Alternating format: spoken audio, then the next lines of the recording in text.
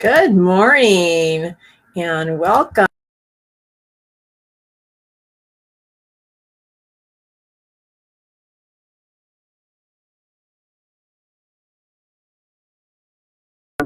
Doing what we need to do this morning. Good morning. I'm Mary Winters, and you are watching Visionary Aging. We are really excited to talk about where your pot of gold might be, or who is your pot of gold with? Where is that? Or what is that? So share with us your ideas and what really makes you happy, and the places you like to go that make you happy, the people you're with that make you happy.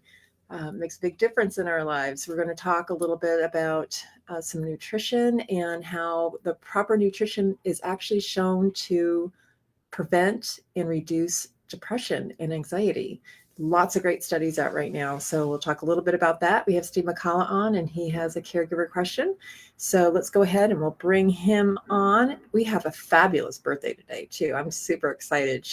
I want to call her a girl. This girl is really just happening centenarian. So hold on, and we'll bring in our Steve and see what our caregiver question is for today.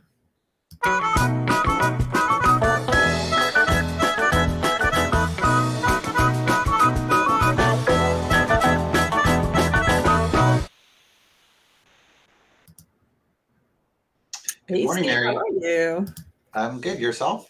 Good. Yeah, really Happy great. St. Got my green on. Nobody's going to pinch me today. Aw, you're so pinchable. So what kind of a question do we get today? Well, we have a question. It's not, it's kind of a complicated question, or it might be a complicated answer, but it has to do with, so it's a viewer who wants to have a conservator or a guardian appointed for one of their relatives, and they want to know what new laws have been in place starting this year. They specifically talk about Assembly Bill 1663. They want to know how that might impact this process of getting a conservator or guardian appointed. Okay, so Right? this is a whole new thing, actually. So about 24 other states have already enacted this, and Texas actually, I think, being one of the first, which is kind of interesting. And so the idea is supportive decision making and allowing someone to be able to make some mistakes, but also be supported and guided through some processes to make their own decisions and feel like they have some control over their life. So the idea of that came about and has been represented in the regional center population are for a long time. I shouldn't say forever, but so people who have what we call very static kinds of conditions, someone who may have a physical handicap and that's not changing and doesn't affect their decision making, even someone with some mental handicaps too, they're able to still make decisions with the help of another, maybe a child with some severe disabilities, although this really applies to 18 and above, but somebody who has some severe developmental disabilities, mental disabilities, their parents may be helping them along in some of this decision-making process. So it's something that's been happening for a long time, and kind of the way they work through an issue or decision. The interesting thing is that this also now applies to people with cognitive impairment and Alzheimer's. So this gets a little tricky because in this area we have cognition that can be very fluid and changing routinely and declining routinely. So we also have with the entire population, but in particular with someone who has some cognitive difficulties, they may, first of all, not even realize that they have an issue. Sometimes our brain does not allow you to realize that you do have the condition of dementia or Alzheimer's. Well, Alzheimer's is part of dementia, but it's going to be really interesting. So the court now is all over California is stating that we need to really look much more specifically at what the individual wants and really putting these agreements together in advance of doing a conservatorship. So it's going to be a much longer process, which to me is a little frightening in the way of protecting a senior right away. So we'll see how the court kind of, combats some of this financial abuse and so forth within those kinds of situations. But it's going to be really interesting, and there's not really a lot of data, a lot of research that's coming out to show what the balance of this is. I'm getting some things out of the UK.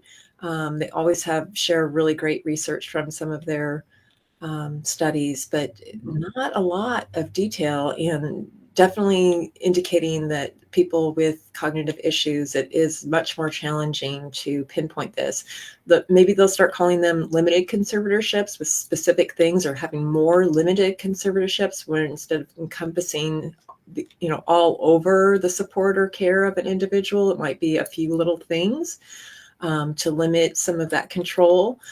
But we'll see. I mean, I know it's really important to look at individual rights. And I think the unfortunate thing too with some of the celebrity issues is that people don't really understand the nuances and the danger of the susceptibility of some of our seniors. And it will be a very interesting to see how well maybe this will support their rights, and it will also be a little scary to see how we protect them too. So that's my long answer with a decent response. Right. Well, and protecting our seniors is the most important thing. So hopefully we're going towards that end. It is. And I do understand that it's really important to preserve our rights. And I think especially in situations where we have individuals, well, actually still, if somebody doesn't have the ability to make any decisions for their finances and so forth, and they didn't put an estate plan together, they're going to go through a conservatorship process because somebody needs to do that. But ideally with this, now you may sit down and say, okay, Steve, I do trust you to pay my bills. So I would like to do an agreement saying that you will be able to do that for me. And, but if at any point I want to renege and go, no, I don't think I should pay for my electricity. That's so high. What do you do if you're then whipped away from the responsibility of being able to support that person? It will make it kind of challenging, but right, you kind of lose that option, right? Yeah, so I think there'll be more documentation and looking at the decision making of the individual, and if that's been supportive decision making, if it's been supportive for them to make those decisions with their helpers, their supportive decision makers or not. So it's going to be very interesting, honestly. So we shall see. Yeah, we will see. So, yeah, it is St. Patrick's Day. I think we'll talk a little bit about that in the perk. And if you would like the perk for your family or at your office or at your community, your senior community, or just have it individually, we welcome that. We welcome it for you to have. You can call our office at 626-359-0108. And ask for Ginny, or you can email her directly, Ginny, GINNY, at aboutsenior-solutions.com, and she will get that out forevermore for free to you. But let's look at, we have a really neat birthday. So let me talk about someone's birthday. I'm not sure if Melinda's coming on today, but we're going to celebrate a little bit because it is St. Patrick's Day. So hold on. Here we go.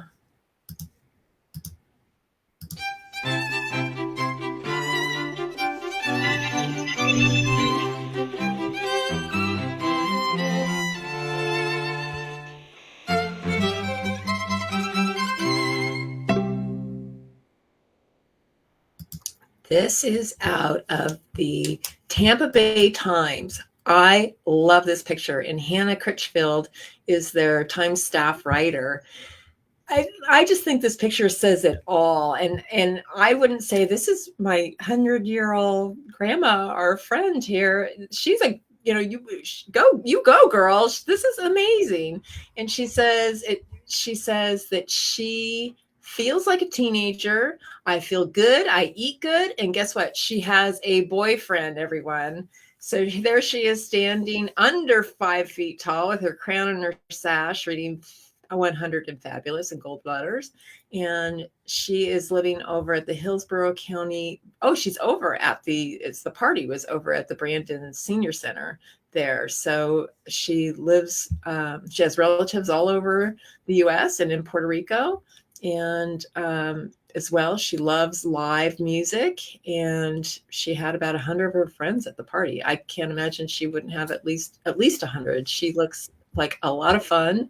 And I have to tell you, she's just looks like she's in such great shape.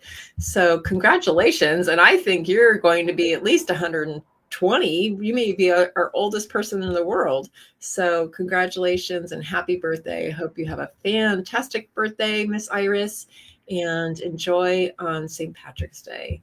So let's go ahead and take a look at, we were going to talk a little bit about, let's see if we can get this to go away. We do have leprechauns today in the studio. So, going back to the idea of supportive decision-making, it is something that we're going to have to look at. And when we do care management, we look at a lot of different abilities, interests, talents that an individual has. And in addition, something that we do, this is part of, our philosophy, my philosophy in the office that we use at About Senior Solutions, but it's really important to look at somebody's wishes. We need to know what their wishes are. And without that, I don't think we can put a plan together at all. But in addition, we also have to look at the safety requirements, or if there are any safety issues, whether that's around the house, them personally, physically, things that we need to shore up as far as planning and so forth. And then also finances, because based on what we need to do to keep someone safe, are they able to afford what they want? So looking at that plan, we marry those 3 items together. And then you see the arrow around the edges, which indicate how things change over time. So obviously when you're 18, your wishes are very different than what they are when you're 50, and your safety issues are very different, and your finances are very different. So things evolve, sometimes on a daily basis. If we've had an issue and we're healing and we're getting back into the groove, but very important to look at all of these things. In fact, the other component of what we'll be adding to our plans is our Shape Up Guide. So just looking at some of the really, actually, these are 7 researched measures that indicate longevity and wellness. And so like the work out of the Blue Zones with Dan Buettner and quite a few others, we look at spiritual community, a healthy life balance, looking at how much sleep you're getting. Are you laughing and having fun, getting out and connecting with friends? Attitude and influencers. We know that positive people live longer. And are you surrounding yourself with great people? Physical activity. How much are you doing for yourself in regards to movement? Eating habits, United Family. That doesn't mean it's your blood relative, but definitely what kind of connections do you have? People who are close to you, so that you can really enjoy those connections and the emotions that connect us with the people that we love.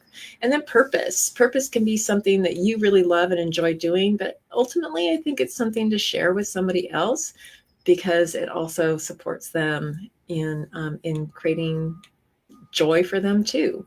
So we take a look at this with our programming and also our planning for clients to see what they really want to do or what we can do to enhance their lives. So going back to the whole idea of AB 1663, let's look at what somebody really wants. So when we're looking at somebody's wishes, we do a really deep dive into how we can support them. So shape up your longevity, take a look and see if there's one little thing that you might like to do, make a little teeny micro change, and it makes an enormous difference in your life. So let me go ahead and we're going to, oh, you know what? I'm going to talk a little bit. I'm going to throw this little ad, this little commercial-y thing that I put together, which I love. It talks a little bit about our life enhancement program, which is up and running. So here we go.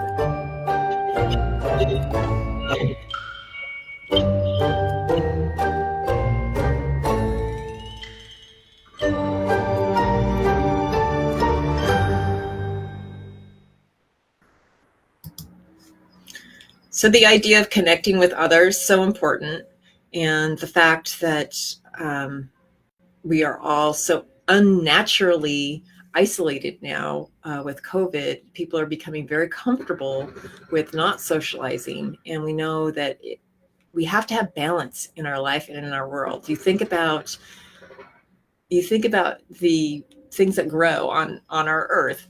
And if we don't have enough sun, it doesn't grow. If we don't have enough rain, it doesn't grow. It's all about that balance. And so without the balance of connections with other people as well, very important to make sure that our well-being is supported with people that we really enjoy and we want to be around. So we have created a special program called Shape Up Your Longevity for life enhancement.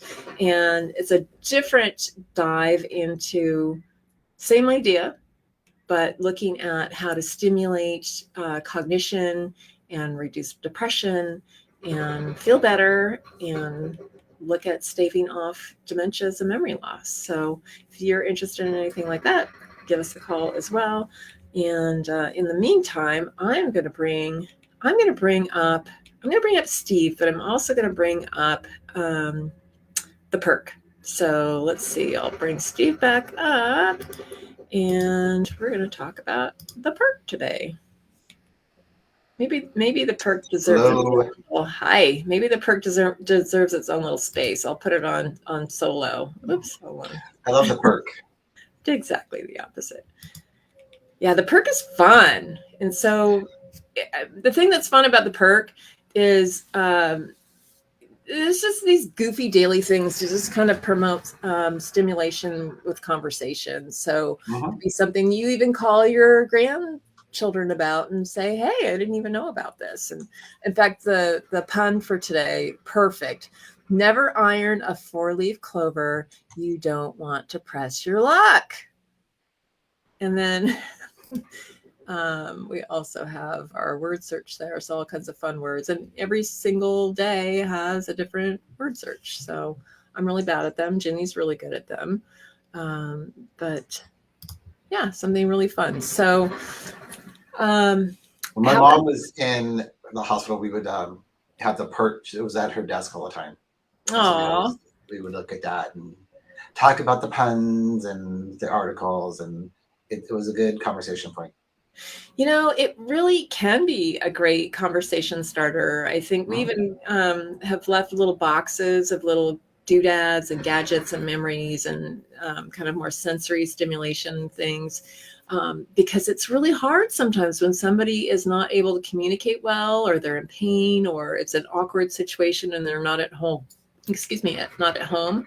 It's so helpful to have these little things to ignite the conversation. And these are very stimulating too. So very true. Yeah, exactly. So do we have anything in regards to sports today? We do, always trying to find something like on point or relative to what's going on, during like this time. So I was looking for something Irish related. I really couldn't find anything that was current. And this is probably not the most enlightening or uplifting thing, but in 2020, so just a few years ago on this date, the French Open was canceled due to COVID. So it was one of the first major sporting events that was canceled due to the COVID pandemic. And, the NCAA tournament had been canceled already, but everybody thought, if people remember a short while ago, everybody thought, this is going to be 2 weeks to flatten the curve, and so the thought of canceling events months in advance was kind of shocking, I think, to a lot of people. But yeah, so the French Open was canceled on this date in 2020.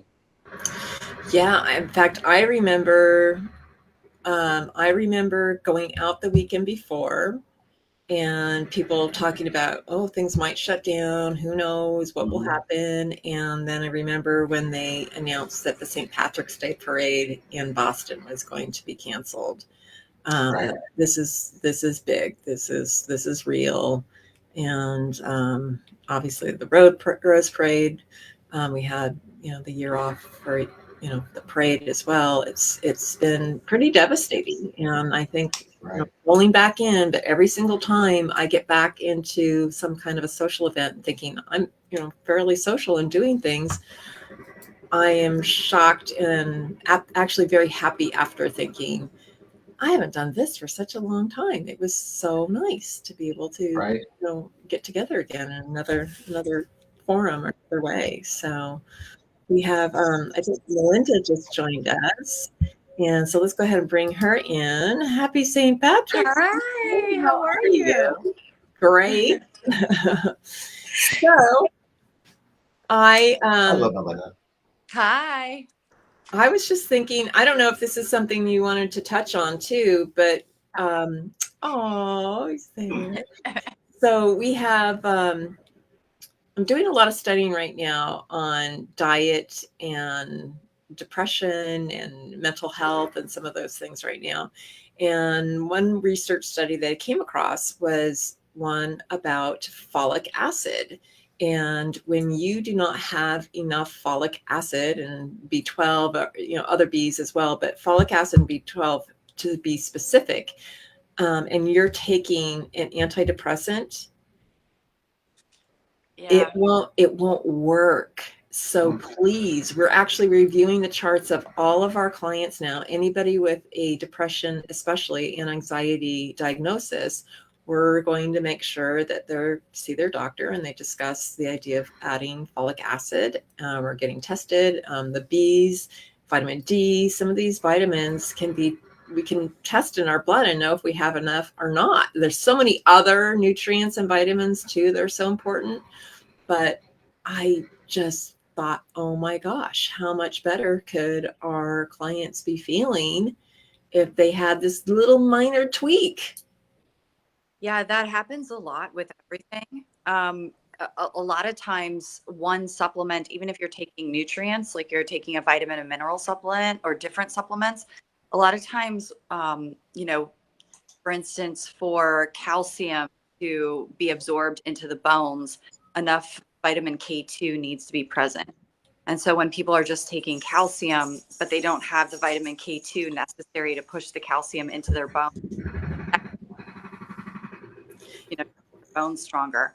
So that actually happens a lot. And it makes medication or supplements that you're taking pretty useless. And they can also cause imbalances, because if you have too much and that calcium doesn't have the K2 to get into your bones, it might be throwing off some other nutrient that you're getting from your food from being absorbed into your body. Exactly. So I say we do this twice a year. We make sure that unless something the doctor thinks you need to do something different, we look at having our clients' blood drawn, and we ask for some very specific things in addition to, especially depending on certain diagnoses, we ask them to draw additional items for their blood and see what kinds of results we get. Just being off on magnesium or potassium. And it's so important to have those things in balance. And when a doctor looks at the test results and says, oh, but you're still in range, you're super low, or you're just slightly off. And we're not going to be off. We need to fix this. So it's a small thing that leads to a bigger thing. So a lot of times the blood test, only what's present in the blood at that time, and that can be something it may it can be just measuring what's happening in that microcosm of that day, as opposed to kind of like the long term. And I don't know about everybody else, but I'm only getting about every other word from you, Melinda. Oh, Same. Yeah. But that said, I know that you do some testing in the strength shop too. So why don't we get your contact information? And if people want to, go outside of their doctor and pay cash, I don't know, is that covered under insurance at all? Some of the testing that you do? no, usually It's a not little for us. different. Yeah. Yeah. Can you hear me better now, or is it still going? I can. Yeah. Okay. Yeah, it's just sometimes the tests, when they're blood tests, they're only testing that period of time and not kind of like the long term or what's really in the body. Sometimes the blood only has what's happened in the last few hours, as opposed to a tissue sample, which would tell us what your nutrition is in a little bit more detail. Yeah, that's great. That's great. So give us your phone number so that way if somebody, or your email, your contact, so that way if somebody wanted to get a hold of you to do some further testing and investigating, and there are other organizations that really dig into this too. So people are free to call our office as well. Yeah, and I can set them up with somebody who can do what as well. But our number is 626-999-4850. And my email is melinda@thestrengthshop. And the Strength Shop is SHOPPE. That's how the shop is spelled. I know, it's great. That's the old English way, right? I think. Yeah. Exactly. So, well, great.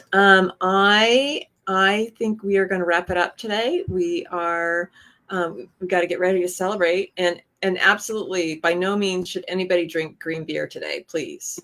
Yeah. So, that's a bad thing. So enjoy, stay safe. I'm sorry, drinking green beer is a bad thing? Oh gosh, it's just dyed beer. Don't you want a good beer, a good Irish beer, like a All right, Smithwick? well, I will not drink any more green beer. How about that? Or or a I may have started. Guinness or a Harp or one of those. I love Harp. Or how about a nice little Irish whiskey? Yeah. Some Wellers would be good. There you go. All righty. Well, I hope everybody has a great and safe weekend. And Just be safe. We'll Do not drink and drive. Do not drink and drive. Absolutely. I know those stop centers or the police are out at all kinds of little spaces looking. As they should be. Do the what are they? The breath tests. What are they? Checkpoints. Checkpoints are all out. So, all righty. Have a great one and be safe. Happy St. Patty's. Happy St. Patty's. You too.